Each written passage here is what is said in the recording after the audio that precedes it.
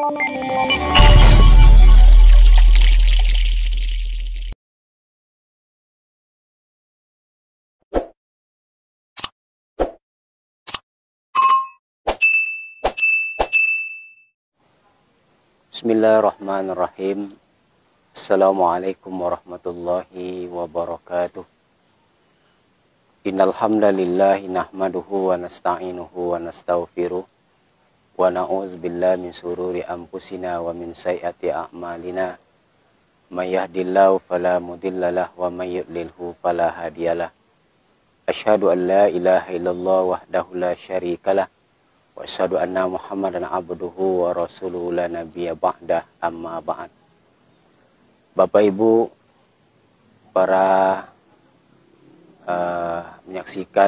orang yang menyaksikan siaran langsung kami ini, tidak ada kata-kata yang pantas kita ucapkan di sore ini menjelang kita berbuka puasa kecuali ucapan alhamdulillah rabbil alamin. Allah masih memberi kita sehat jasmani maupun rohani, sehingga kita telah dapat melaksanakan ibadah bulan suci Ramadan. Hari ini hari yang ke-15 bulan suci Ramadan tahun 1443 Hijriah. Kita bermohon kepada Allah Subhanahu wa taala setiap ibadah yang kita lakukan hari ini diterima oleh Allah Subhanahu wa taala. Amin ya rabbal alamin. Berselawat kepada Rasulullah sallallahu alaihi wasallam. Allahumma salli ala Sayyidina Muhammad wa ala ali Sayyidina Muhammad. Bapak Ibu dan juga kaum muslimin, kaum muslimat yang menyaksikan secara langsung ini, hari ini kita sudah berada di tanggal 15 Ramadan 1443 Hijriah. Insya Allah 2 hari lagi kita akan memperingati nuzulul Quran atau turunnya Al-Quran. Ada beberapa peringatan hari besar Islam sebetulnya di dalam agama kita. Di dalam agama Islam ini ada beberapa peringatan hari besar Islam, dan itu tidak banyak.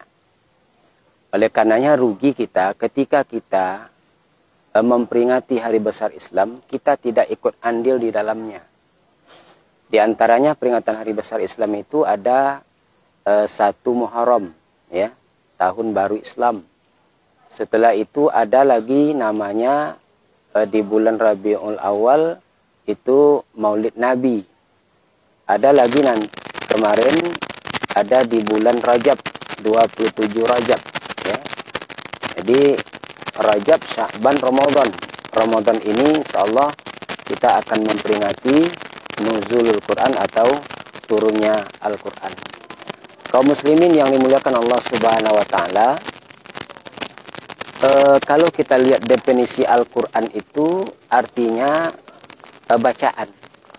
Tetapi kalau kita lihat definisi yang lain, kalamullah allazi munazzalu ala Muhammadin biwasitati Jibril al-muta'abbadu bitilawatihi. Al-Quran itu adalah kalam Allah yang Allah turunkan kepada malaikat Jibril beribadah. Diturunkan Allah kepada Jibril dan disampaikan kepada Nabi Muhammad beribadah sebab membacanya.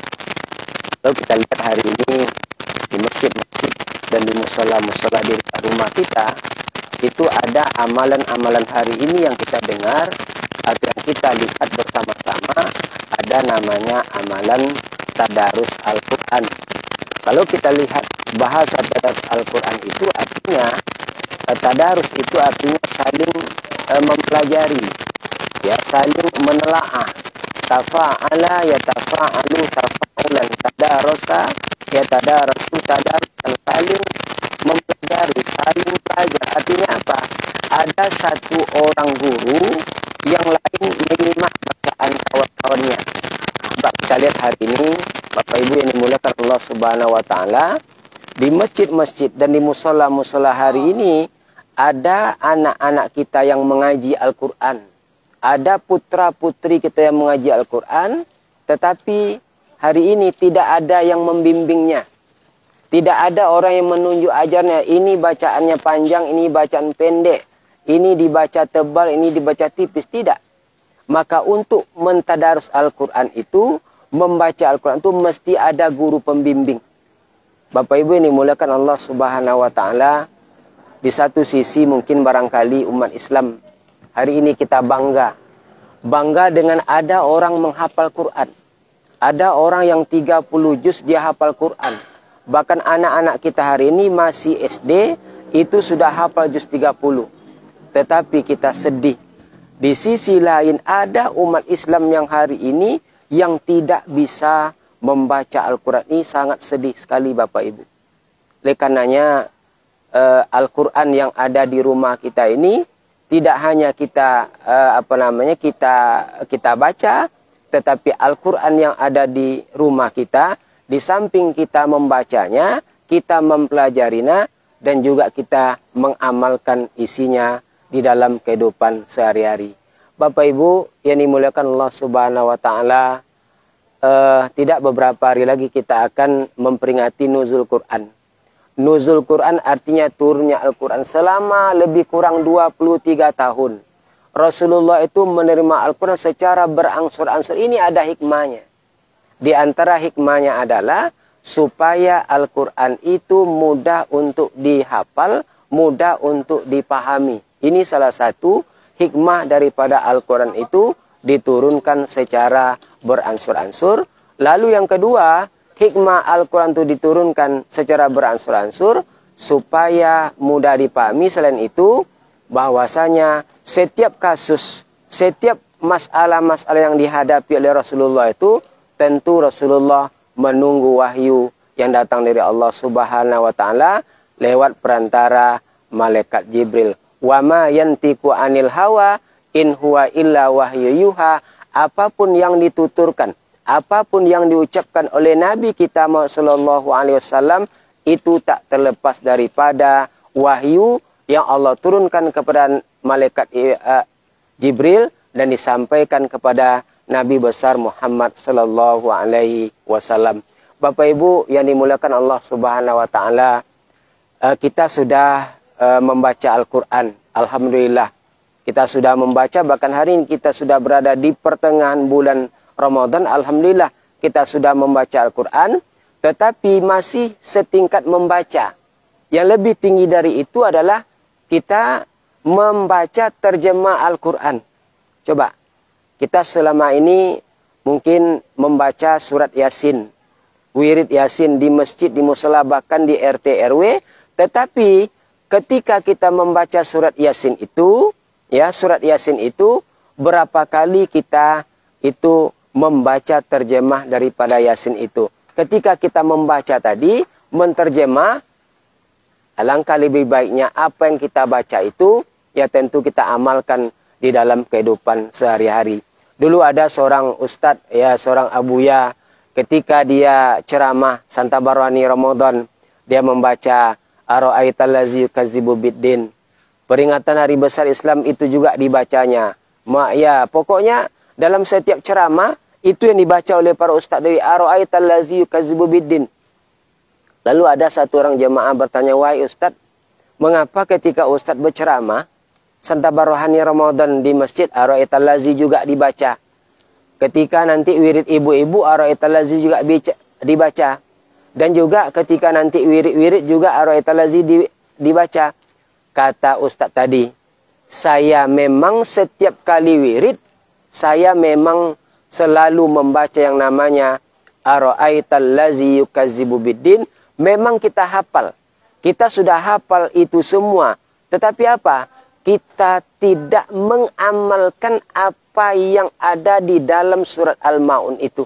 Coba Bapak Ibu. Kita hari ini kita membaca surat Al-Ma'un, surat Al-Mutaffifin, banyak surat-surat yang kita baca. Hakikatnya apa? Tidak hanya kita membaca, tetapi apa? Kita juga mempelajarinya, membaca artinya dan juga mengamalkan dalam kehidupan sehari-hari. Contoh saja tadi, surah Al-Ma'un tadi. Ara'aital ladzi yukadzibu biddin. Fazalikal ladzi yad'ul yatim. Tahukah kamu orang yang mendustakan agama, kata Allah. Kita beragama tetapi dusta.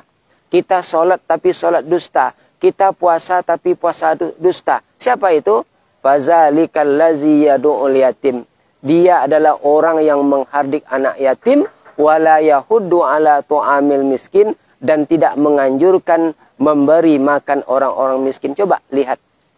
Di tengah-tengah masyarakat kita hari ini, orang yang di kanan rumah kita, di belakang rumah kita, di depan rumah kita, barangkali ada anak-anak yatim, ada orang-orang miskin yang sangat membutuhkan bantuan. Coba. Ya, kita sisihkan sebagian harta kita untuk membantu anak yatim, untuk membantu fakir miskin, demi keterlangsungan hidupnya ketika mereka berada di muka bumi ini. Bapak Ibu yang dimuliakan Allah Subhanahu wa taala, ada lagi surat mungkin barangkali yang menginjak-injak kita, yang menyinggung kita. Kata Allah apa? Wailul lil mutaffifin. Celaka orang yang curang. Siapa yang curang itu? Orang yang curang ketika dia membeli, dia minta dicukupkan. Ya, minta dicukupkan timbangannya. Ketika dia menjual, dia mengurangi timbangannya. Ini mohon maaf ini kepada para pedagang. Kita tidak dilarang untuk untuk mencari untung. Tak dilarang, bahkan kita itu berdagang mencari untung. Tapi apa? Ada barangkali para pedagang ketika dia membeli itu, dia minta cukupkan timbangannya. Ketika dia menjual, dia mengurangi timbangannya. Hati-hati. Ayat ini ya ditujukan kepada pedagang di pasar-pasar, di kedai-kedai. Jujurlah dalam menimbang. Kalau memang 1 kilo ya 10 on, jangan sampai 1 kilo tetapi hanya 9 on, jangan. Apalagi hasil daripada perdagangan yang dicari oleh seorang suami, dicari oleh seorang istri itu akan diberikan kepada anak istri kita. Kalau seandainya haram yang kita berikan kepada anak istri kita, maka Nabi mengatakan, kullu lahmin nabata min haram, pannaru aula biha. Setiap daging yang tumbuh daripada yang haram, maka neraka lebih pantas untuknya. Bapak Ibu yang dimuliakan Allah Subhanahu wa taala, maka ketika kita membaca Al-Qur'an, kita membaca artinya, kita mengamalkan Al-Qur'an itu di dalam kehidupan sehari-hari. Bapak Ibu, kalau kita lihat perkembangan Al-Qur'an di tengah-tengah masyarakat, minat baca orang di tengah-tengah masa hari ini, itu sangat jauh beda dengan 40 tahun yang silam. Kalau dulu 40 tahun yang silam, 40 tahun yang lalu, itu terasa betul oleh kita banyaknya umat Islam. Coba, selesai sholat maghrib, rumah yang di sana membaca Al-Quran. Rumah yang di sana membaca Al-Quran. Rumah yang di sana membaca surah Al-Waqi'ah. Di sana membaca Yasin, di sana membaca Al-Kahfi. Terasa betul oleh kita banyaknya umat Islam dulu. Tapi hari ini, mohon maaf kepada Bapak Ibu yang menyaksikan siaran ini. Ya, kadang-kadang kita lupa kita bahwasanya Al-Quran ini yang akan membela kita.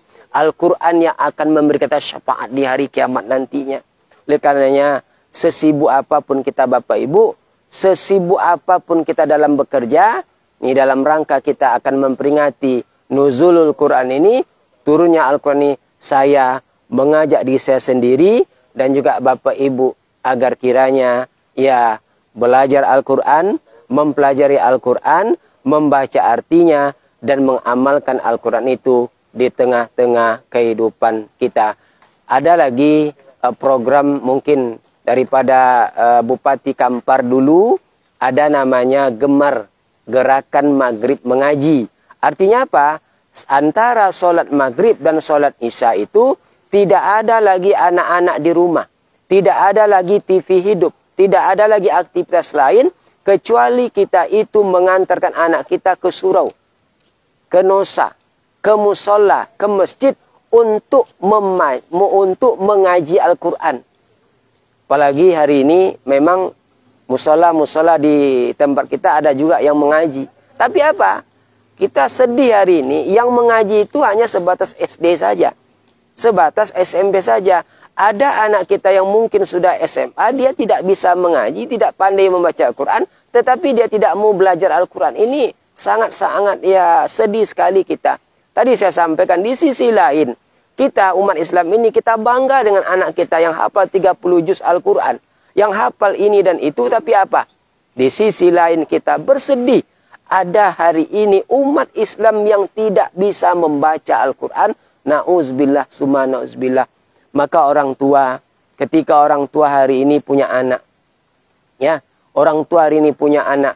Ketika dulu ada anak tak bisa komputer, orang tua leskan komputer, dia bayar mahal. Ada anak yang tidak bisa bahasa Inggris, dia leskan bahasa Inggris. Tetapi hari ini berapa banyak orang tua hari ini yang dia mempunyai anak, mempunyai putra dan putri. Ketika anak putra dan putrinya tidak bisa membaca Al-Quran, adakah orang tua hari ini yang mau memanggil ustadz, memanggil abuya untuk mengajarkan anaknya bagaimana membaca Al-Quran yang baik ke rumahnya? Bahkan Rasulullah mengatakan, Nawwiru manazilakum bisolah wa qiraatil Quran. Terangilah rumahmu dengan solat dan membaca Al-Quran. Kalau rumah tangga kita hari ini lampu sudah banyak, sudah terang benderang, bahkan malam hari itu sama dengan siang hari, begitu terangnya lampu di rumah kita. Tapi apa? Menerangi hati orang yang berada di dalam rumah itu. Alangkah indahnya keluarga kita Bapak Ibu. Suami baca Al-Quran selesai maghrib, istri baca Al-Quran, anak baca Al-Quran, nanti subuh bangun sholat subuh, baca Al-Quran lagi. Allahu Akbar. Betapa indahnya rumah tangga. Berapa indahnya kedudukan kita sebagai istri, sebagai suami, ketika kita punya anak. Ketika kita punya putra dan putri, mau anak-anak itu kita ajak mengaji, terlebih lagi mengaji di rumah kita. Karena tadi Nabi mengatakan, terangilah rumahmu dengan sholat dan membaca Al-Quran. Terakhir, di dalam tausiah singkat ini, menjelang kita berbuka puasa, hari ini kita mempunyai handphone, katakanlah HP. Itu sangat-sangat kita sesalkan. Ada mungkin barangkali yang menjadikan panggilan masuk handphone itu dengan bacaan ayat suci Al-Quran. Artinya apa? Kita kalau dapat kita hindarkanlah. Mengapa? Karena Al-Quran itu adalah hal yang mulia. Contoh, umpamanya Bapak Ibu nanti, ada orang nelpon Bapak Ibu nanti di dalam WC, berbunyilah. Ya, Qul huwallahu ahad, Allahu samad. Bapak angkat. Dalam WC itu tidak ada orang baca Quran. Oleh karenanya ketika Bapak Ibu hari ini punya ringtone, nada yang namanya dari Al-Quran atau suara azan, ya, maka alangkah lebih baiknya mulai hari ini ringtone-ringtone yang bernafaskan Islam itu, ya seperti tadi azan dan juga membaca Al-Quran, kita ganti dengan ringtone-ringtone lain. Dan ini ya sangat-sangat apa namanya, ya merendahkan Al-Quran. Mudah-mudahan tausiah singkat menjelang masuknya berbuka puasa di sore hari ini dapat kita ambil hikmahnya. Mari kita ramaikan masjid kita, ramaikan musola kita, nanti peringatan nuzul Quran, dan juga ramaikan masjid dan di musola kita, sama-sama kita tadarus Al-Quran. Mudah-mudahan tausiah ini dapat kita ambil hikmahnya. Kalau ada omongan saya menyuati Bapak Ibu, saya mohon maaf. Akhirul kalam. Assalamualaikum warahmatullahi wabarakatuh.